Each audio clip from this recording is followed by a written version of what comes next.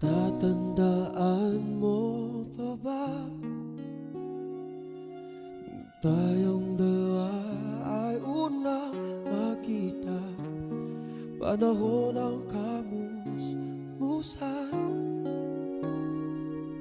sa piling ng mga bulaklak at halaman.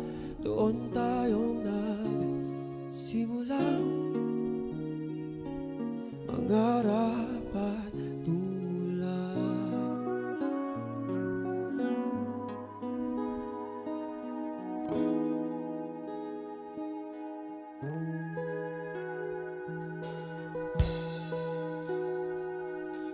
Natatandaan mo pa ba